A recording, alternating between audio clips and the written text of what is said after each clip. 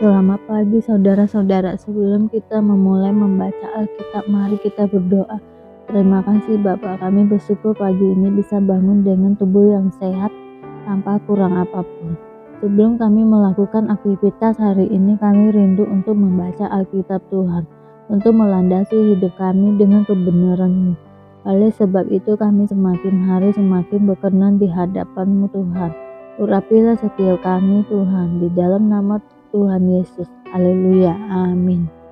Yunus mengingkari panggilan Tuhan.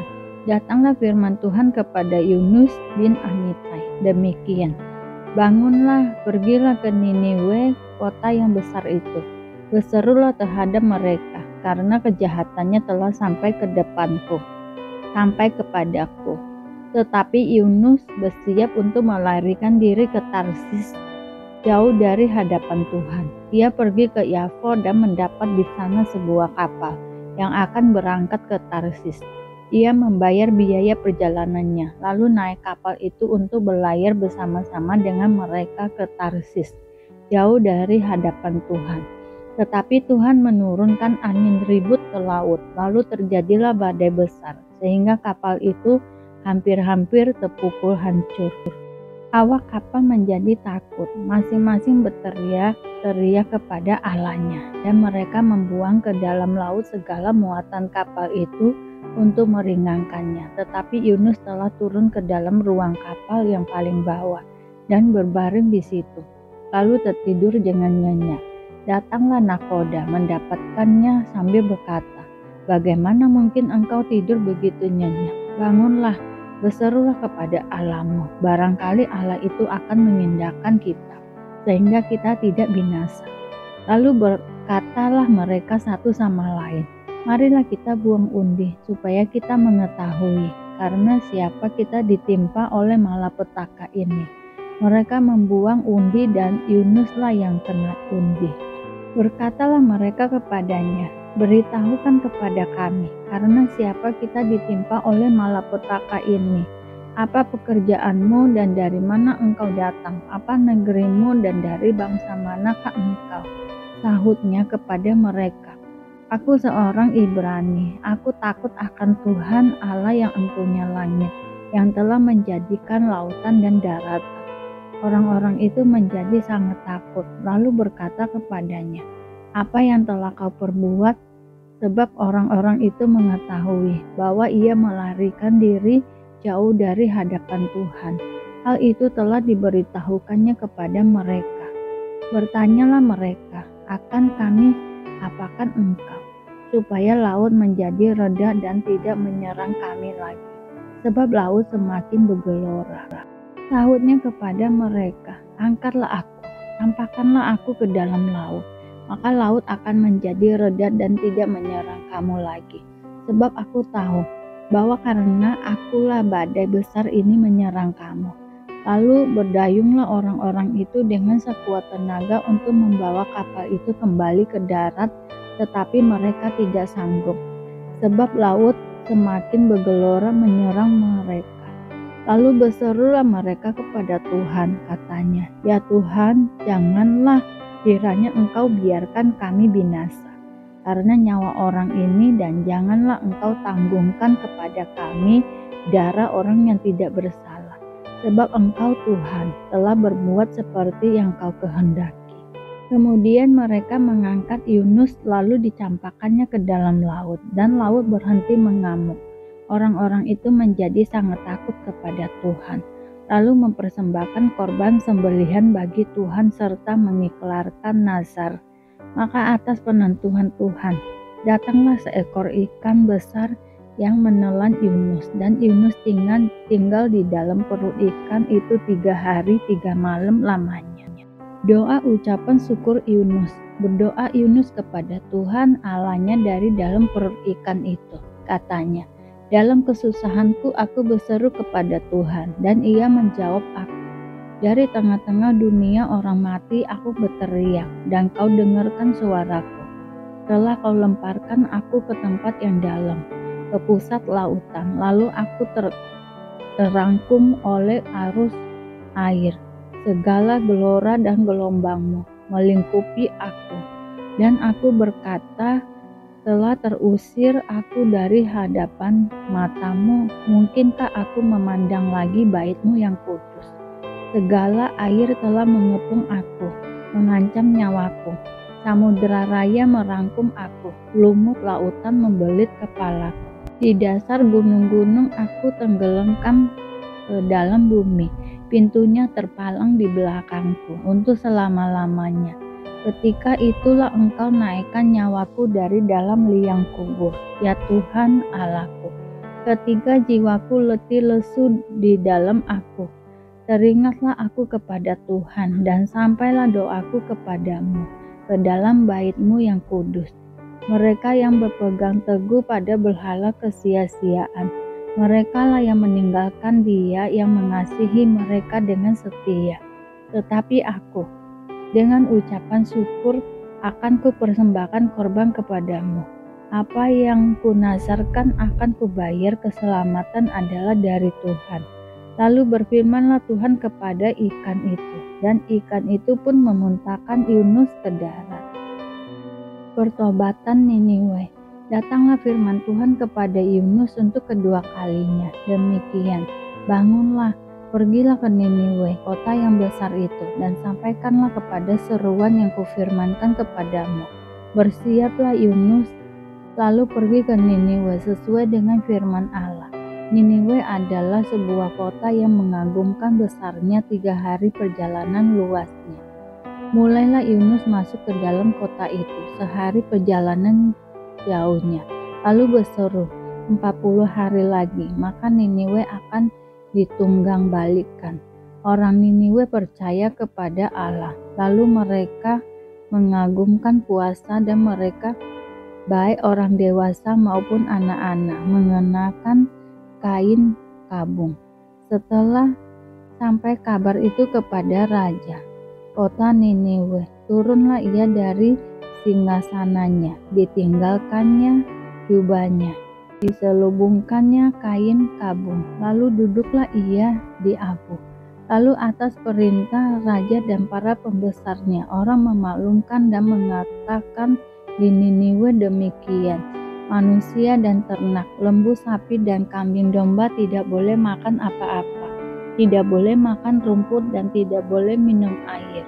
Haruslah semuanya, manusia dan ternak, berselubung kain kabung dan berseru dengan keras kepada Allah, serta haruslah masing-masing berbalik dari tingkah lakunya yang jahat dan dari kekerasan yang dilakukannya.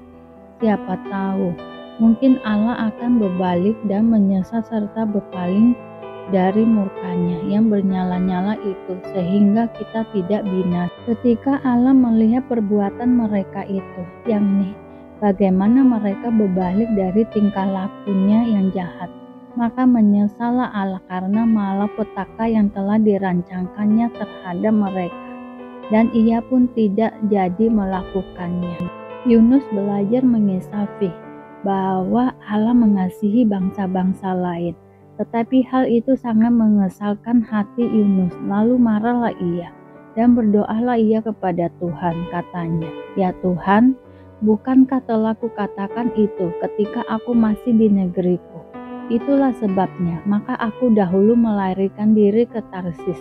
Sebab aku tahu bahwa Engkaulah Allah yang pengasih dan penyayang, yang panjang sabar dan melimpah kasih setia, serta yang menyesal karena malapetaka yang hendak didatangkannya. Jadi sekarang, Tuhan, cabutlah kiranya nyawaku, karena lebih baik aku mati daripada hidup. Tetapi firman Tuhan, layakkah Engkau marah? Yunus telah keluar meninggalkan kota itu dan tinggal di sebelah timurnya. Ia mendirikan di situ sebuah pondok dan ia duduk di bawah naungannya, menantikan apa yang akan terjadi atas kota itu. Lalu atas penentuan Tuhan Allah, tumbuhlah sebatang pohon jarak melampaui kepala Yunus untuk menaunginya, agar ia terhibur daripada kekesalan hatinya. Yunus sangat bersukacita karena pohon jarak itu. Tetapi keesokan harinya, ketika fajar menyising, atas penentuan Allah, datanglah seekor ulat yang mengerek pohon jarak itu sehingga layu. Segera sesudah matahari terbit, maka atas penentuan Allah, bertiuplah angin timur yang panas terik, sehingga sinar matahari menyakiti kepala Yunus, lalu rebalah ia lesu dan berharap supaya mati. Katanya, lebih baiklah aku mati daripada hidup. Tetapi berfirmanlah Allah kepada Yunus, layakkah engkau marah karena pohon jarak itu? Jawabnya, selayaknya aku marah sampai mati. Lalu Allah berfirman, engkau sayang kepada pohon jarak itu yang untuknya sedikit pun engkau tidak berjerih payah dan yang tidak engkau tumbuhkan, yang tumbuh dalam satu malam dan binasa dalam satu malam pula. Bagaimana tidak, aku akan sayang kepada Niniwe, kota yang besar itu, yang berpenduduk lebih dari 120.000 orang, yang semuanya tak tahu membedakan tangan kanan dari tangan kiri, dengan ternaknya yang banyak. Saudara-saudaraku yang kekasih, karena kita sekarang memiliki janji-janji itu, marilah kita menyucikan diri kita dari semua pencemaran jasmani dan rohani, dan dengan demikian menyempurnakan kekudusan kita dalam takut akan Allah. Sukacita sesudah dukacita. Berilah tempat bagi kami di dalam hati kamu. Kami tidak pernah berbuat salah terhadap seorang pun. Tidak seorang pun yang kami rugikan, dan tidak dari seorang pun kami cari untung. Aku berkata demikian, bukan untuk menjatuhkan hukuman atas kamu, sebab tadi telah aku katakan, bahwa kamu telah beroleh tempat di dalam hati kami, sehingga kita hidup semati. Aku sangat berterus terang terhadap kamu, tetapi aku juga sangat memegahkan kamu.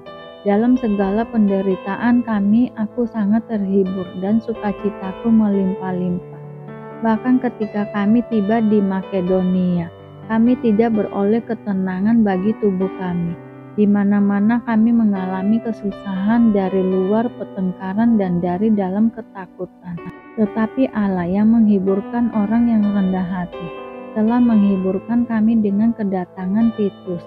Bukan hanya oleh kedatangannya saja, tetapi juga oleh penghiburan yang dinikmatinya di tengah-tengah kamu, karena ia telah memberitahukan kepada kami tentang kerinduanmu, keluhanmu, kesungguhanmu untuk membela aku, sehingga makin bertambahlah sukacitamu.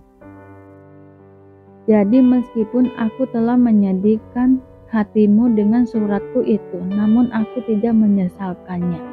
Memang pernah aku menyesalkannya, karena aku lihat bahwa surat itu menyedihkan hatimu, kendati pun untuk seketika saja selamanya. Namun sekarang, aku bersukacita bukan karena kamu, karena telah berdukacita, melainkan karena dukacitamu membuat kamu bertobat. Sebab dukacitamu itu adalah menurut kehendak Allah, sehingga kamu sedikit pun tidak dirugikan oleh karena kami. Sebab dukacitamu menurut kehendak Allah menghasilkan pertobatan yang membawa keselamatan dan yang tidak akan disesalkan. Tetapi dukacita yang dari dunia ini menghasilkan kematian.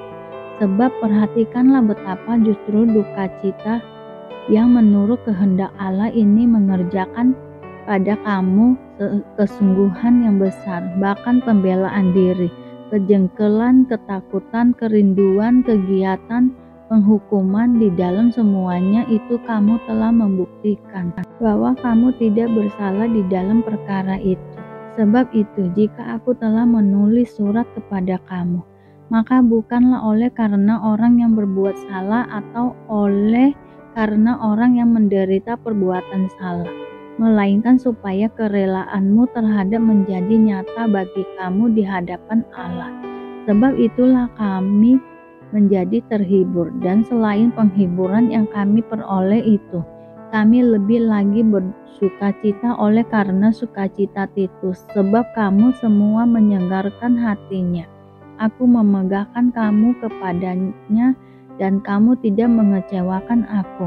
Kami senantiasa mengatakan apa yang benar kepada kamu. Demikian juga kemegahan kami di hadapan Titus sudah ternyata benar, dan kasihnya bertambah besar terhadap kamu, apabila ia mengingat ketaatan kamu semua, bagaimana kamu menyambut kedatangannya dengan takut dan gentar. Aku bersukacita, sebab aku dapat menaruh kepercayaan kepada kamu dalam segala hal.